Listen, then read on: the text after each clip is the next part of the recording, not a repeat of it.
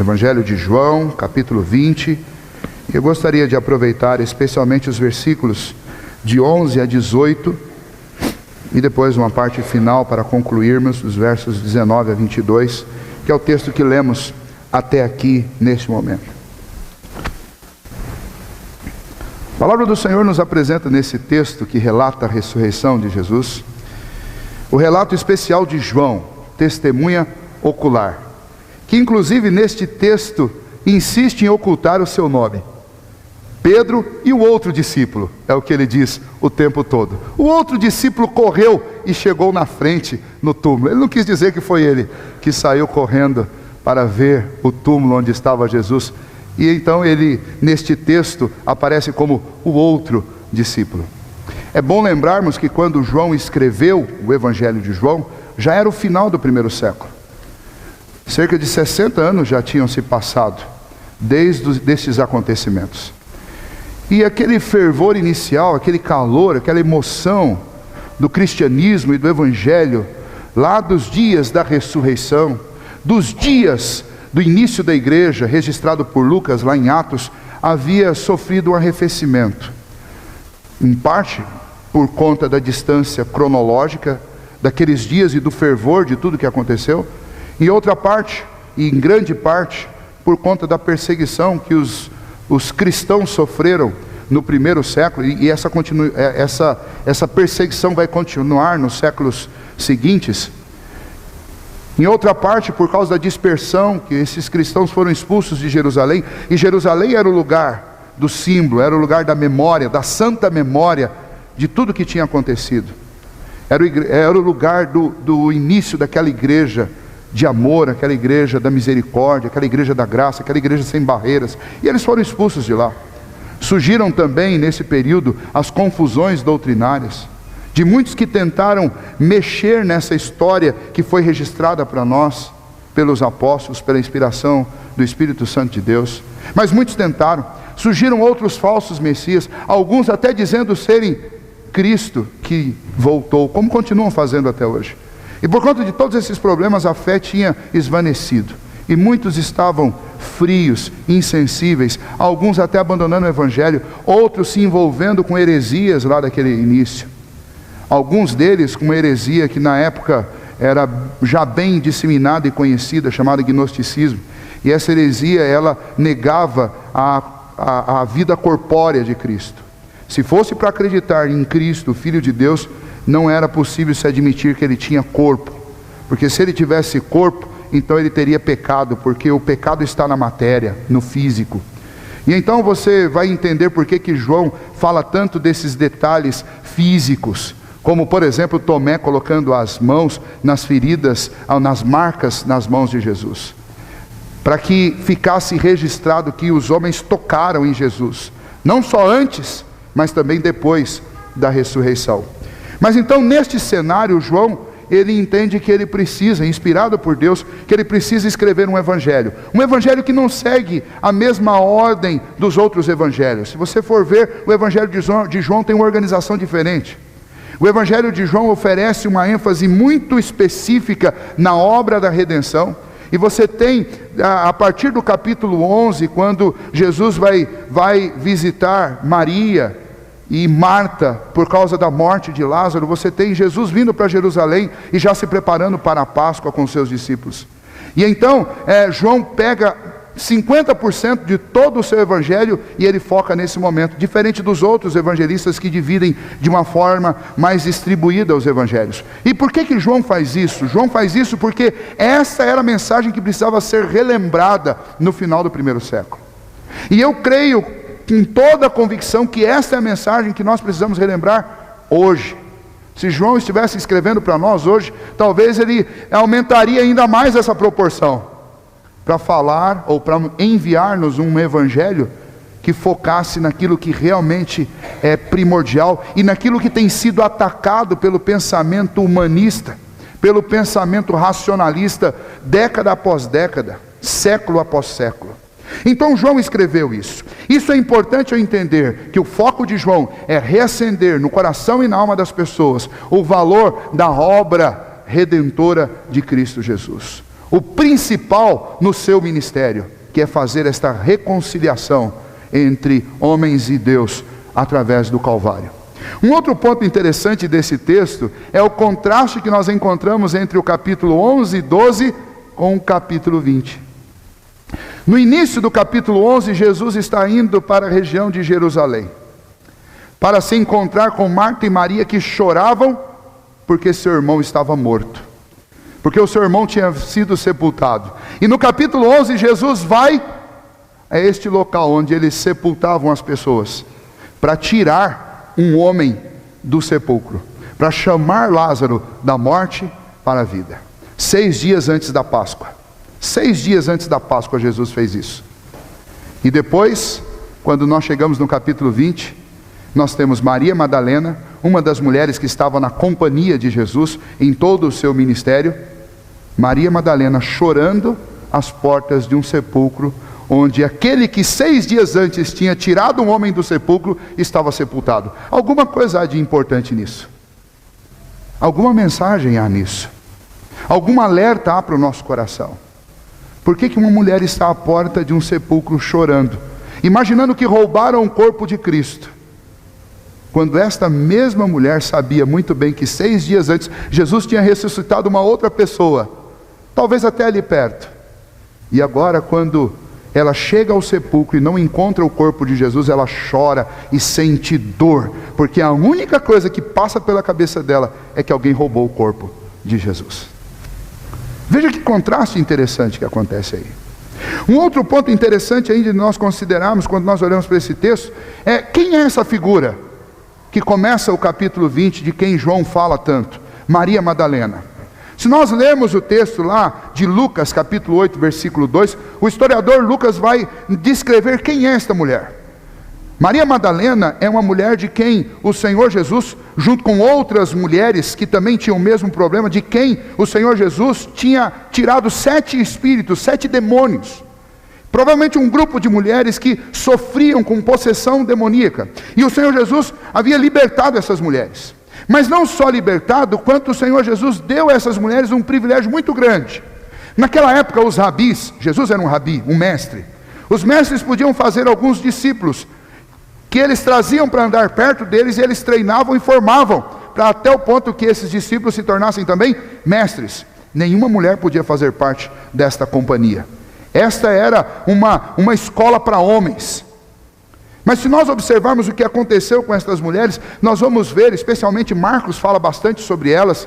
Estas mulheres serviram ao Senhor Jesus e aos discípulos durante o ministério deles. Desde que elas foram libertadas, elas não fizeram outra coisa a não ser servir ao Senhor Jesus e aos discípulos. Aonde os discípulos iam e aonde o Senhor Jesus ia, um grupo de mulheres os acompanhava para cuidar daquelas questões, que são as questões que os homens normalmente não têm tanta aptidão para fazer. Elas cuidavam, algumas delas até cuidavam do sustento, vendendo e comercializando algumas coisas para sustentar. E uma dessas mulheres é citada aqui, João fala sobre ela, Maria Madalena. Alguém que todo mundo sabia quem era, porque era aquela mulher de quem o Senhor Jesus havia tirado 7 demônios. Um outro fato interessante quando nós pensamos é que Maria Madalena, embora João cite, Maria Madalena estava lá, entretanto, junto ao sepulcro e chorava. Um fato interessante é que quando lá no início do capítulo 20, nos versículos 1 e 2, quando Maria Madalena percebe que o corpo de Jesus não está lá, ela procura os discípulos, especialmente Pedro e o outro discípulo, que nós sabemos que é João, procura o outro discípulo para dizer para eles: tiraram do sepulcro o Senhor, e não sabemos onde o puseram. O sabemos aí significa o quê? Significa que Maria Madalena não estava sozinha. Embora o texto não diga quem são as outras pessoas que estão com ela, mas por inferência nós podemos dizer que não era apenas Maria Madalena, mas era aquele grupo de mulheres que esteve sempre ao lado de Jesus. E diferente daqueles discípulos que fugiram amedrontados de Jerusalém, alguns deles quando Jesus foi preso, outros quando Jesus foi crucificado, e outros depois que Jesus tinha sido sepultado, e eles fugiram, e como diz o texto a partir do versículo 29, se trancaram nas casas, inclusive com medo do que os judeus iriam fazer com eles. Lembrem, o julgamento de Jesus começou pelos judeus. Os líderes do judaísmo julgaram Jesus num tribunal falsificado. E então os discípulos estavam com medo. Se fizeram isso com o nosso líder, vão fazer conosco também. O grande líder deles, o Senhor Jesus, havia sido sepultado. E eles então estão escondidos dentro de uma casa. Eles não estão perto do sepulcro. Eles não estão aguardando a ressurreição do Filho de Deus. Eles simplesmente estão fugindo. Mas Maria Madalena, junto com provavelmente as suas outras amigas, elas não estão com medo do que os judeus possam fazer com elas. Elas estão sim preocupadas com o que alguém poderia fazer com Jesus. Isso não significa que elas estavam fazendo algo mais certo do que os homens, porque elas também não estavam aguardando a ressurreição. Elas estavam tão somente querendo resguardar o corpo de Jesus. E então, nesse contexto, nesse cenário, nós podemos olhar para essa história, refletir nela e aprender algumas lições para a nossa vida. Aquelas mulheres ficaram sabendo, avisaram para Pedro e João. Pedro e João correram ao sepulcro. João na frente, chega e não encontra nada, volta apressadamente. Pedro também não vê nada, volta apressadamente. Eles percebem, João relata alguma coisa interessante, que somente alguém que entrasse ali dentro poderia perceber. Veja, ele cita algumas coisas como, por exemplo, nós vimos lá a mortalha, os panos no qual o Senhor Jesus foi colocado, um pano de linho. Nós vimos esses lençóis lá. Nós vimos também um lenço, e o lenço ele não estava naquele lugar, ele estava em outra posição. O lenço que foi posto sobre o rosto de Jesus. Ou seja, essa riqueza de detalhes só pode ser contada por quem viu. E João está falando de algo que ele mesmo viu. E esses discípulos saem dali e voltam amedrontados para sua casa, porque tomaram o corpo de Jesus. O que será que estão tramando? O que estão fazendo? Mas essas mulheres permanecem ali. E logo depois, nós não sabemos quanto tempo, mas logo depois, elas enxergam dois homens dentro do sepulcro. Maria está chorando, e ela olha lá para dentro e ela vê dois homens. E logo ela percebe que não são homens, na realidade são anjos. Mas ela pergunta primeiramente para eles: olha, o que vocês fizeram com o meu Senhor? Para onde vocês o levaram? E enquanto elas faziam essas perguntas, uma outra figura aparece. E essa figura não pode ser a primeira instância reconhecida por elas. E então Maria Madalena, pensando que era o jardineiro, diz: o que você fez com o meu Senhor? Me conte onde você o colocou, que eu vou buscá-lo. E então Jesus a chama pelo nome. E aí sim, ela conhecia muito bem aquele que a tratou pelo nome, que a reconheceu como pessoa, que a curou, que tratou dela. E então imediatamente ela já responde: Rabone, que quer dizer mestre, ou meu mestre, para ser bem literal. E o texto não diz o que ela fez, mas a impressão é que ela fez o que ela já tinha feito outras vezes. Ela foi abraçar e beijar os pés de Jesus. E Jesus disse: olha, não me detenha, você não pode fazer isso comigo. Eu vou para o meu Pai, eu preciso que você vá levar uma mensagem para os discípulos. E a mensagem que você vai levar para eles é a mensagem de paz. Eu vou para o meu Pai, que é meu, mas é Pai de vocês também. Eu preciso subir para o Senhor, que é meu, mas é Senhor de vocês também. Leve essa mensagem aos meus irmãos. Vejam só, Jesus não estava com raiva, Jesus não queria recriminá-los, Jesus não queria julgá-los, Jesus não estava disposto a dar um sermão naqueles que o abandonaram. Mas Jesus mandou uma mensagem de reconciliação, de paz e de amor para eles. Esta é a história que nós lemos nesse texto. E depois, Jesus vai entrar na casa onde aqueles discípulos estavam e vai dizer: paz seja convosco. Nesta manhã, esta história tem muito a nos ensinar. E provavelmente a primeira lição e a mais forte de todas elas para nós nesta manhã seja exatamente a seguinte: relacionamentos perseverantes e íntimos com Cristo desfrutam de privilégios especiais. Relacionamentos perseverantes e íntimos com Cristo Jesus desfrutam de privilégios especiais. Ela não foi chamada para ser apóstola. Ela não foi chamada para fazer parte do grupo dos 12. Mas apesar disso, ela amou o Senhor. Ela dedicou a vida dela ao Senhor. E mesmo depois de ter visto o Senhor crucificado, ela dedicou a sua vida ao Senhor, porque ela continuou lá. E ela não podia mais segurar os pés do Senhor Jesus, ela não podia mais abraçá-lo, mas ela ficou ali. Se alguém quisesse roubar o corpo do mestre teria que passar por ela. Ela estava ali chorando, encontrou o túmulo vazio, e isso foi uma grande tristeza, uma grande decepção, porque ela saiu de madrugada de casa para ir até o sepulcro, e ela continuou ali chorando. Alguma coisa precisa acontecer. Ela não estava entendendo a compreensão real, ela não tinha obtido ainda, mas o coração dela não permitia-lhe nenhuma outra atitude, não tinha perspectiva em outro lugar senão na presença de Cristo. Ela não tinha plano B para a vida, ela só tinha plano A, e o plano A era Cristo.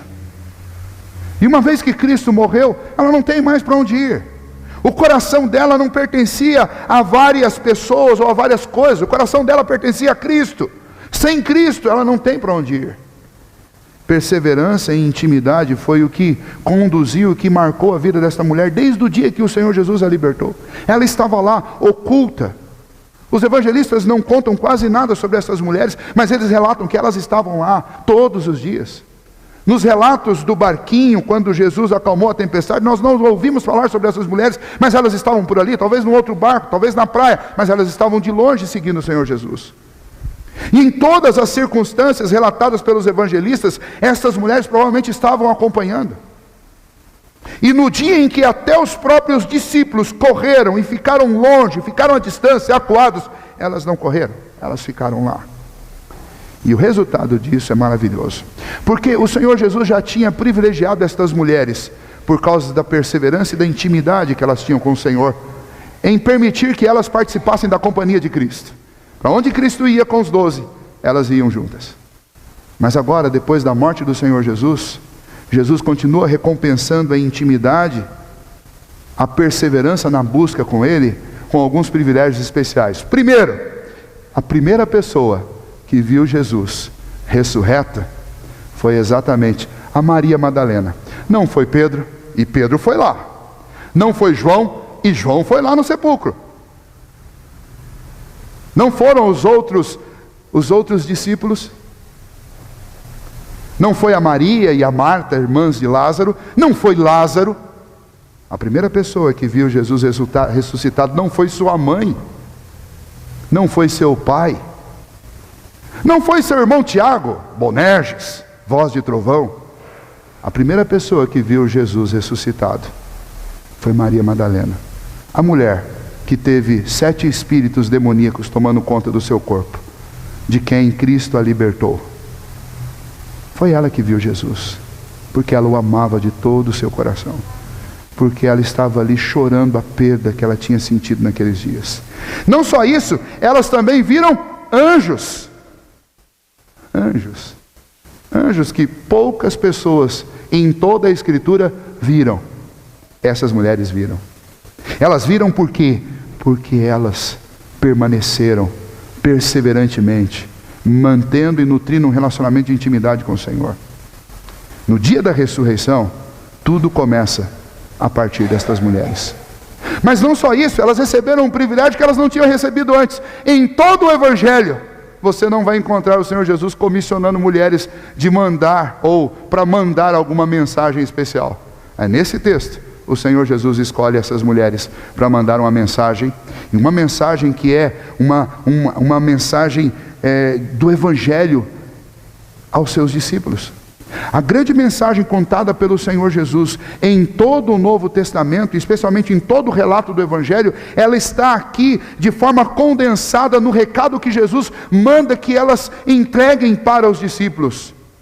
Vá dizer aos meus irmãos, este é o Evangelho. O que Cristo fez na cruz? Ele fez comunhão, paz entre nós e Deus. Ele nos tornou na cruz do Calvário irmãos, membros da sua família, filhos do mesmo Pai. As primeiras evangelistas que vão pregar o Evangelho para os apóstolos são as mulheres. É Maria Madalena que Jesus enviou para contar aos discípulos. Vai Maria Madalena anunciando aos discípulos: vi o Senhor. Que notícia gloriosa! Notícia que pôde dar uma pessoa que tinha perseverança e intimidade no relacionamento com Deus. Nesta manhã da ressurreição, que nós recordamos a ressurreição de Cristo Jesus, eu gostaria de deixar essa palavra como incentivo e desafio para cada um de nós. Deus continua fazendo isso. Não existe um nivelamento nos dons, nos talentos e nos relacionamentos dos crentes com Deus. Não existe, e nós sabemos muito bem disso. Você que faz parte de uma igreja sabe muito bem disso. Em todos os tempos e em todas as épocas, pessoas nutrem graus diferentes de fé, de esperança, de amor, de intimidade, de perseverança, de conhecimento, de coragem, de sabedoria. E isso obviamente tem a ver com tudo o que o Senhor nos concede. Mas é fato que a palavra de Deus nos manda buscar ao Senhor. O apóstolo Paulo nos desafia a buscarmos ser cheios do Espírito Santo de Deus. Os salmos lá no Antigo Testamento, o Salmo 25, versículo 14, diz que a intimidade do Senhor é para aqueles que o temem, aos quais o Senhor dará a conhecer a sua aliança. O nosso Deus é um Deus que nutre relacionamentos. E Deus ama pessoas que estão dispostas a se relacionar com Ele. E Deus privilegia pessoas que estão dispostas a gastar mais tempo com Ele, que se envolvem além daquele envolvimento cerimonial, daquele envolvimento frio, daquele envolvimento de bater cartão. Nós vivemos numa época em que muitas igrejas estão abarrotadas de pessoas que apenas estão tentando aliviar a sua culpa e a sua consciência, indo de vez em quando à igreja. E isso não é relacionamento com Deus. Alguns tentam mostrar que estão fazendo alguma coisa, cumprindo simplesmente as tarefas que lhes foram dadas. E o próprio Senhor Jesus diz que quem faz apenas o que lhe é mandado, não passa de um servo inútil. E então a mensagem desse texto para nós é que nós precisamos ser crentes como esta mulher era. Crentes que amam a presença de Jesus, crentes que amam falar com Jesus, crentes que ficam e querem a presença de Jesus mesmo quando Ele fica mudo e não fala nada. Gente que está disposta a ficar até a porta do sepulcro quando ninguém responde, e até quando o sepulcro está vazio. Existem momentos na história da igreja em que a igreja passou por dificuldades assim, em que parece que o céu estava fechado e que nenhuma resposta vinha. Tempo de choro, tempo de dificuldade. Mas aqueles que foram perseverantes e nutriram intimidade, relacionamento com Deus, eles foram os privilegiados que ouviram as respostas do Senhor, que viram as coisas extraordinárias acontecerem. E então nesta manhã eu gostaria que você, que cada um de nós examinasse com que tipo de relacionamento eu tenho tido com o Senhor. Ora, Cristo morreu naquela cruz não foi simplesmente para fazer alguma coisa formal entre você e Deus. É óbvio que existe um fator jurídico absolutamente fantástico na morte de Cristo Jesus. Ele nos substituiu na penalidade que era nossa. Este é o ato definitivo no que tange a nossa salvação. Mas no que tange aos nossos relacionamentos, especialmente o nosso relacionamento com Deus, a cruz foi o primeiro passo. E o passo definitivo. E a partir da cruz, a palavra de Deus diz que nós temos livre acesso a Deus. O véu foi rasgado. Você pode ser íntimo do Senhor. Não é fantástico ser íntimo de alguém importante? É gostoso tirar a foto perto de alguém famoso, não é assim? A gente não gosta de ir lá e fazer um selfie perto de alguém que todo mundo conhece, perto de alguém importante. Eu acredito que se tivesse alguma pessoa muito famosa, uma celebridade aqui hoje, quando terminasse o culto, todos nós íamos querer passar um tempo perto. Mas o maior privilégio é daqueles que têm intimidade e conhecem. Você não está preocupado em tirar foto se na hora do almoço você vai almoçar com essa pessoa. Deixa que os outros que não têm intimidade vão tirar foto. Depois eu vou almoçar do lado dele. E é gostoso. Eu vejo toda hora no Facebook gente indo lá e postando uma foto com alguém importante. É gostoso fazer isso. Pense bem. Nesse texto nós estamos vendo estas mulheres tendo um privilégio que ninguém teve. Não tinha celular naquela época. Senão elas podiam até fazer um face lá no jardim, de manhãzinha. Tirei uma foto com alguém que eu pensei que era o jardineiro, mas depois eu descobri que era Jesus. A primeira foto com Jesus ressurreto. Mas não tinha Facebook, nem tinha máquina fotográfica, nem celular naquela época. Mas a intimidade do Senhor, os privilégios de Deus, é para aqueles que nutrem relacionamentos com Deus. A gente pode viver uma vida cristã com convicção de salvação de forma bem burocrática. Pode, porque Deus é tão misericordioso e tão gracioso que Ele permite isso. Você pode viver um relacionamento com Deus bem burocrático, bem seco. E você vai ser salvo, porque a salvação não depende das suas obras, mas do que Cristo fez. Mas você vai perder um grande privilégio de andar com Jesus, no deserto, no bosque, no mar. Os discípulos estavam todos no barquinho, mas quem andou por sobre as águas foi quem teve um pouquinho mais de intimidade. Foi Pedro. Quem se reclinou sobre o peito de Jesus foi João. E os outros? Tinham um relacionamento talvez um pouco mais burocrático, mais seco. Todos apóstolos, mas nem todos tiveram os mesmos privilégios. Somos todos cristãos aqui nesta manhã, mas nem todos temos os mesmos privilégios. E sabe por quê? Porque nem todos nós nutrimos relacionamentos intensos e íntimos com o Senhor. A mensagem desse texto é: se envolva, se torne íntimo, seja perseverante. Busque ao Senhor mais do que simplesmente cumprir uma tabela de ir à igreja e de fazer alguma coisa com a qual você já tenha se acostumado. Comece a sonhar com as coisas maravilhosas que Deus pode mostrar e fazer através de você, se você se aproximar mais dEle, se você buscar mais a Ele, se você perceber mais a presença dEle na sua vida. Mas há uma segunda lição nesse texto muito importante para nós.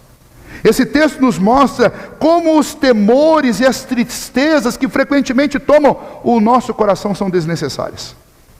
Esse texto nos mostra como os temores e as tristezas que frequentemente visitam o nosso coração são desnecessários. Elas estavam lá, sim, mas elas estavam chorando. Elas estavam tristes. E a tristeza delas era o quê? A tristeza delas era exatamente pelo motivo da maior alegria. Nós estamos aqui hoje e durante esses 2000 anos o povo de Deus tem comemorado, pelo mesmo motivo que elas estavam tristes lá. Comemorado que o túmulo estava vazio. Nós comemoramos isso. Mas no primeiro instante elas choraram isso. Veja, a tristeza que frequentou o coração delas naquele primeiro momento, era uma tristeza baseada em informações que elas ainda não tinham. Portanto, elas estavam sofrendo por antecedência. A ansiedade tomou conta do coração delas e cegou-as para enxergar a verdade, para pelo menos suspeitar da verdade. E elas estavam sofrendo. Os discípulos apavorados e trancados em casa. E o Senhor Jesus já tinha dito que era necessário que Ele morresse, mas também era necessário que Ele ressuscitasse. O Senhor já tinha dado sinais para eles que Ele iria fazer isso. Mas eles não compreenderam. E eles sofreram. E eles estavam tristes, amedrontados, ansiosos. E eles estavam assolapados por tudo aquilo que tinha acontecido. As esperanças foram embora. Suas queixas eram profundas. Mas completamente desnecessárias. A maioria dos problemas que nós passamos, eles são assim também. Aliás, a maioria das tristezas que nós sentimos, elas são assim também. E se nós fôssemos obedecer às Escrituras, como nós deveríamos fazer, nós ficaríamos com as palavras de Tiago. Tiago disse: tende por motivo de toda alegria o passardes por lutas e provações. Parece estranho alguém ficar feliz com um problema. Mas para aqueles que servem a Deus, e Deus parece ter um gosto especial por fazer aquilo que é o contrário do óbvio, por ir na contramão daquilo que o mundo acredita, Deus diz para Tiago: Tiago, pode escrever aí, fala que é motivo de ficar feliz quando a gente passa, quando vocês passarem por problemas. É para festejar dificuldade. Por quê? Porque é através da dificuldade que eu aprovo vocês. É através da dificuldade que eu melhoro vocês. É através da dificuldade que eu trago vocês para mais perto de mim. Paulo disse isso de outras maneiras, com outra frase. Ele diz: todas as coisas cooperam para o bem daqueles que amam a Deus. Em outras palavras, o que eles estão dizendo é exatamente a lição aprendida por Maria Madalena, por aquelas outras mulheres e pelos discípulos no dia da ressurreição. Aquilo que para nós parecia ser a grande tristeza, não passava de um sofrimento desnecessário, porque era grande alegria. Cristo ter sido morto como foi, era motivo de vergonha, de tristeza e de dor. Mas aquela vergonha, aquela tristeza e aquela dor, era o que o Senhor tinha proposto fazer, para me dar muita alegria, muita felicidade, perene esperança. E então aquilo que deveria ser para nós festejarmos, por conta da nossa incredulidade, foi choro no primeiro momento. Mas depois, quando Cristo se revelou, se tornou festa, se tornou alegria. E não é assim que tem acontecido na nossa vida? Muitas vezes nós entramos numa circunstância com medo, chorando, tristes, muitas vezes sufocados. E daí, alguns anos lá na frente, a gente diz assim: olha, se eu soubesse tudo que Deus ia fazer através daqueles momentos. Foram momentos difíceis, mas hoje eu entendo. Vez por outras nós fazemos isso, nós passamos por isso. Mas que bom seria se a nossa primeira atitude já tivesse sido essa. E a lição desse texto para nós é exatamente essa. Olha, frequentemente os nossos temores e as nossas tristezas são absolutamente desnecessários. Seria melhor que nós ficássemos convictos do cuidado e do amor de Deus, e assim desfrutássemos da alegria e da paz no coração de saber que Deus está no controle de tudo. Não tem nada acontecendo fora do controle. A igreja, ela adquiriu esse sentimento e essa convicção logo após isso. Quando nós lemos lá em Atos, no capítulo 4 de Atos, especialmente a oração dos anciãos, Pedro e João tinham subido ao templo, e na subida deles ao templo para orar, e a igreja primitiva já estava em franco crescimento, eles encontraram um coxo, e o coxo pediu esmolas. Pedro e João responderam para ele: olha, nós não temos prata nem ouro, mas o que nós temos te damos, olha para nós. Em nome de Jesus, levanta e anda. E naquele exato momento o coxo levantou e começou a andar. E não só andar, mas a saltar. E juntamente com Pedro e João, eles entraram no templo. Pedro e João disseram para os outros: não olhem para nós, porque não fomos nós que fizemos isso. Mas o Cristo, que foi morto por vocês, mas ressuscitou e está vivo, ele continua fazendo as mesmas obras que ele fazia antes. E então Pedro prega um belíssimo sermão de tardezinha lá no templo de Jerusalém. Mas as autoridades ficam furiosas com o que eles fazem. Pegam Pedro e João e ameaçam que se eles não parassem de pregar aquilo, eles seriam perseguidos e seriam mortos, juntamente com os que estavam seguindo eles. E então eles procuram a igreja, e procuram os líderes da igreja, e contam o que havia acontecido com eles. E os anciãos dizem: vamos orar. E eles começam a orar dizendo assim: tu, soberano Senhor, que criou o céu e a terra, e tudo que neles existe, olha para as ameaças que esse povo está fazendo. Porque foi o Senhor mesmo que disse que o teu santo servo viria, e o teu santo servo seria traído, perseguido pelo povo. Verdadeiramente se ajuntaram aqui em Jerusalém os líderes, os profetas, os judeus, os sacerdotes. Se ajuntaram Herodes e Pôncio Pilatos, e aí olha a convicção de fé, para fazerem tudo quanto a tua mão predeterminou. E eles mataram o teu santo filho Jesus. Agora, o Senhor que controla tudo, olha para as ameaças que eles estão fazendo e concede a nós que a gente continue pregando com intrepidez a tua palavra.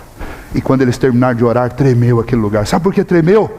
Porque é uma bênção quando o crente não entrega o coração dele às tristezas e às ansiedades desnecessárias. É uma bênção quando a gente crê, apesar das circunstâncias e das probabilidades. É uma bênção, é algo maravilhoso, extraordinário e poderoso, quando a gente não rende o coração àquilo que é desnecessário, como a ansiedade e a tristeza. É um grande testemunho quando, ao invés de chorar, nós cantamos. É um poderoso testemunho quando, ao invés de roer as unhas, nós tranquilizamos o nosso coração e dormimos. É um testemunho poderoso aos nossos filhos que estão dentro da nossa casa. É um testemunho poderoso aos nossos amigos de trabalho, aos nossos funcionários, aos nossos patrões. É um testemunho aos incrédulos. Que a fé que nós temos não é apenas uma religiosidade vazia, mas é algo que nos dá a condição de crer no impossível, de crer no improvável. A lição que tinha faltado para estas mulheres e para os discípulos era a lição de que, ao invés de tristeza, eles deveriam estar cantando, talvez cantando em volta daquele túmulo, aguardando o momento glorioso de ver o Senhor Jesus sair de lá. Mas não foi assim para provar, para mostrar para todos nós que eles eram homens e mulheres como nós somos, com as mesmas fraquezas, as mesmas necessidades. E então o desafio do Senhor e a mensagem do Senhor para o nosso coração nesta manhã da ressurreição é exatamente essa pergunta: até quando nós vamos deixar que as tristezas, as ansiedades desnecessárias fiquem frequentando o nosso coração? O grande desafio da fé é o desafio da convicção. Eu quero contar mais um relato bíblico. Ontem nós estávamos aqui com a mocidade assistindo a história de Davi. Nós estamos fazendo isso aproveitando aquela minissérie da Record, e a gente vai trabalhando com os equívocos que foram colocados lá e ao mesmo tempo aprendendo sobre Davi. E ontem era a história, uma das mais famosas de Davi e Golias. E mesmo com as limitações da produção, foi maravilhoso ver aquela cena do Davizinho derrubando Golias. E vocês não imaginam o quanto que nós torcemos aqui ontem para ver essa cena. E é interessante como essa cena ela mostra essas fraquezas e esses temores do nosso coração. Vejam só, o grande e temível exército do Deus vivo estava amedrontado diante de um homem. Tristeza, ansiedade, fraqueza e medo desnecessário, porque aquele era o povo de Deus, e não tinha um soldado naquele exército que tinha tanta convicção de fé,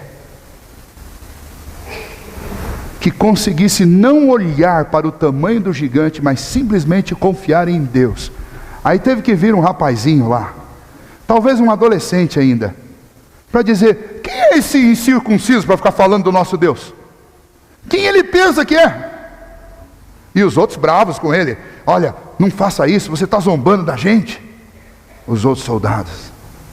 E a gente é tão arrogante que quando a gente vai ler essa história, a gente fica pensando assim: olha, eu tenho que ser como Davi. Jamais, eu não sou esse bando de covarde que está aí com medo. Mas adivinha em que grupo você estaria se você estivesse lá? Que grupo que eu estaria se eu estivesse lá? Nós seríamos um daqueles soldados. Aqueles soldados não eram homens despreparados, treinados, experientes na batalha. Se não fosse assim, eles não seriam soldados. Mas quando falta fé, não importa o quanto você saiba fazer alguma coisa, sem fé ninguém faz nada. Sem convicção ninguém faz nada. Aí apareceu um jovenzinho lá, falou: não, eu creio, Deus já me livrou do urso, Deus já me livrou de um leão, e eu não vou nem citar o que Deus já fez em Israel. Eu vou. Aí Saul tentou colocar uma armadura nele, falou: não precisa da armadura, porque o que vai resolver essa questão não sou eu. O Golias olhou para ele e falou assim: viu, o que você está pensando que eu sou, rapaz? Você vem com um porrete para cima de mim, vem com um pedaço de pau, eu vou contra você com espada e lança. Aí Davi: pois é, eu não vou contra você, nem com espada, nem com lança, eu vou no nome do Senhor. É fé, não é força, não é coragem. Nós cantamos isso: não é dos fortes a vitória, nem dos que correm melhor, mas dos fiéis e sinceros, que andam junto ao Senhor. Tristeza, fraqueza, medo é quando o nosso coração está vazio de fé, como o coração delas estavam e deles estavam, porque eles de fato não acreditavam na ressurreição. E lembra do contraste? Como não acreditar na ressurreição daquele que ressuscitou Lázaro depois de dias que ele estava morto? Enquanto todo mundo dizia: não dá para tirar a pedra, vai tirar a pedra, esse homem está em decomposição, ele está cheirando mal lá dentro. Ele disse: não pode tirar a pedra. Como eu vou duvidar da ressurreição de alguém que já deu provas que tem poder para fazer isso e muito mais? Mas eles duvidaram, assim como o exército de Saul duvidou de que alguém poderia ganhar. Aí Davi foi lá, catou uma pedrinha. A gente não sabe como foi a cena toda, mas em algum momento ele catou 5 pedras. Alguém diz, e eu já li isso em algum lugar por aí, que provavelmente Golias tinha mais 4 irmãos. Então vamos pegar 5 logo para garantir. Mas eu não acredito muito nessa história não. Ele pegou 5 pedras e colocou na sua funda E girou, girou. Gente, vocês já viram uma funda? Qual que é a probabilidade de alguém acertar alguma coisa com aquilo? Depois de muitos anos de treino, pode ser que você acerte alguma coisa, mas é muito difícil. Eu imagino que um estilingue já tem um design um pouquinho mais avançado, já é difícil. Eu imagino que aquele negócio girando, mas ele conseguiu.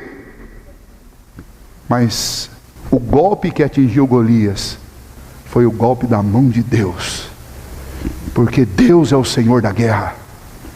E Davi diz isso: o meu Deus é o Senhor da guerra. Ele é que resolve essas coisas, Ele que trava as minhas batalhas. E naquele dia o Golias caiu. Lá na cruz do Calvário, caiu o grande gigante que reinava contra a nossa vida. O pecado e o castigo do pecado. E aí eu sempre gosto de citar, quando a gente estuda essa história, que Davi não é um tipo nosso para a gente fazer assim: olha, você tem que ser como Davi, tenha fé e derruba os gigantes, os Golias da sua vida. Esqueça, não é essa a aplicação do texto. Mas o texto é uma tipologia de Cristo. Davi entrou lá representando o exército de Saul, todo o povo de Israel. Jesus foi para aquela cruz representando o Israel de Deus. Davi foi lá e travou a batalha, que era a batalha do povo. Jesus foi lá e pagou a dívida que era nossa. Davi ali é um exemplo do que Cristo ia fazer. E aqui estas mulheres e estes homens precisavam relembrar de histórias como essa, de que quem trava as nossas batalhas é Cristo. A maior de todas elas foi travada por Ele lá na cruz do Calvário. O que nós precisamos relembrar nesta semana, e por isso João deixou esta mensagem para nós, é que nós não podemos deixar que o nosso coração alimente-se de tristeza, de temores e de ansiedades. Porque nós temos que alimentar o nosso coração, sim, de fé, de convicção na palavra do Senhor, de entender que todas as coisas que nos sobrevêm por causa do governo de Deus. Lembra, eu posso citar algumas outras histórias. Lembra de Jacó, quando os irmãos chegam com a roupa ensanguentada de José? Ele ficou em luto, o coração dele se encheu de tristeza. Mas José já tinha relatado os sonhos que Deus tinha dado para ele. Ou seja, Jacó, pela experiência da vida dele e pelas informações que José já tinha lhe dado, ele deveria saber. Mas se nós estivéssemos lá, faríamos a mesma coisa que ele, choraríamos a morte do nosso filho. E depois lá no final de Gênesis, o próprio José disse: olha, não fiquem com medo, porque foi Deus que me mandou para cá. Não foram vocês que me venderam como escravo, não foram vocês que simularam a minha morte, foi Deus que me mandou para cá, para a preservação do nosso povo, da nossa família, do meu pai. Olha como é doce, como é saboroso, quando nós cremos no poder de Deus, antes de ver as coisas acontecendo. E José fez isso. E o desafio para nós nesta manhã é alimentarmos o nosso coração com a história da ressurreição, para crermos em Deus, mesmo quando as circunstâncias pareçam serem impossíveis de serem vencidas, quando tudo parecer escuro, sombrio. Nós precisamos lembrar dessa história para dizer: eu não posso deixar que o temor e a tristeza tome conta do meu coração. Eu preciso confiar no Senhor. Ele nunca falhou, Ele nunca falhará. Se alguma coisa está acontecendo comigo, é porque Deus tem um propósito maravilhoso com isso, e é melhor confiar. Irmãos, como seria bom se uma mensagem tão clara assim realmente tomasse conta do nosso coração e nos movesse. Nós seríamos inclusive mais saudáveis fisicamente também, que a gente ia evitar um monte de doença que é resultado de preocupação. Mas não só isso, na manhã da ressurreição o Senhor Jesus ensinou também uma última lição que eu quero citar para vocês nesta manhã. O Senhor Jesus mostrou a maneira graciosa e gentil com que Ele sempre quis tratar os seus filhos, tratou e sempre tratará. Naquele recado que Jesus envia através de Maria Madalena, nós encontramos algo gracioso e algo maravilhoso para o nosso coração. Versículo 17, respondeu Jesus: não me detenhas. Maria estava empolgada e queria ficar agarrada a Jesus, provavelmente aos pés de Jesus. E Jesus disse para ela: não me detenhas, porque ainda não subi para meu pai, mas vai ter com os meus irmãos, e diz-lhes: subo para meu pai e vosso pai, para meu Deus e vosso Deus. Então saiu Maria Madalena anunciando aos discípulos. Vi o Senhor, e contava que ele lhe dissera estas coisas. Maria não acreditou. Ela viu o jardineiro, não reconheceu. Alguns dizem que ela não reconheceu Jesus, porque depois da ressurreição, Jesus, o seu corpo foi transformado. E em termos qualitativos, a sua aparência mudou muito. E então por isso ela não reconheceu. Outros dizem que ela não reconheceu simplesmente por causa da incredulidade que cegava o coração. Como você também, como eu também, não acreditaria em ver alguém que a gente acabou de enterrar andando por aí. Você fala: deve ser alguém parecido. Mas quando Jesus falou com ela carinhosamente, chamou-a pelo nome, ela não teve dúvida de quem ele era. Mas não só no trato com ela, mas no trato com os discípulos: vai dizer aos meus irmãos. Meus irmãos? Quem são os meus irmãos? Os meus irmãos são os discípulos que dormiram enquanto eu estava em agonia lá no Getsemane. Quem são os meus irmãos? Os discípulos que fugiram na hora que eu estava carregando aquela cruz. Teve que vir um desconhecido me ajudar. Quem são os meus irmãos? Aquele que me negou 3 vezes e ainda olhou nos meus olhos. Quem são os meus irmãos? Aqueles que não ficaram aqui em volta do meu túmulo. Quem são os meus irmãos? Aqueles que estão trancafiados dentro de uma casa porque não entenderam nada do que eu disse. Bom, é óbvio que Jesus nunca os tratou por méritos ou merecimentos, como o Senhor também não nos trata por méritos e merecimentos. Por isso Jesus disse: vá dizer aos meus irmãos. Eles são meus irmãos. Nós somos os irmãos. Nós estamos aqui nesta manhã, cada um de nós carregando uma série de defeitos, de erros, de coisas das quais nós todos nos envergonhamos. Mas Jesus disse a Maria Madalena: vá dizer aos meus irmãos. Vá dizer aos meus irmãos que eu vou para o meu pai e ao pai deles também. Olha que maravilhoso isso. Ele sempre fez questão de dizer quem ele era: eu sou o Filho de Deus. O próprio Deus confirmou isso no dia do batizado: este é o meu Filho amado, em quem eu tenho prazer, em quem eu me comprazo. Mas agora Jesus tem uma frase diferente para os discípulos: vai dizer para os meus discípulos que eu vou subir para o meu pai, mas agora é pai deles também. Vai dizer para eles que eu vou para o meu Senhor, mas agora é Senhor deles também. A gente não para perceber a grandiosidade e a profundidade disso. A coisa mais terrível para um homem sobre a terra é ele viver como uma criatura de Deus, e não como um filho de Deus. Uma das coisas mais extraordinárias do Evangelho é o Senhor Jesus ensinando homens e mulheres a orarem e chamarem Deus de Pai. Essa não é a realidade do Antigo Testamento, e essa não é a realidade dos homens sem Deus. Tem muita gente que diz que crê em Deus, mas não tem nenhum tipo de relacionamento com Ele. Mas Jesus ressuscitado, com muitos motivos para recriminar, recusar, rejeitar, punir aqueles seus companheiros íntimos, ele esquece tudo isso, passa por cima de tudo isso, ele paga o que isso tudo significa em termos de maldade com seu próprio sangue, e ele diz para Maria Madalena: vá dizer para os meus irmãos, eu vou para o meu pai, que é agora pai deles também, eu vou para o meu Senhor, que é Senhor deles também. E mais tarde Jesus vai até a casa deles e diz: paz seja convosco. Imagina o que Pedro estava esperando ouvir de Jesus.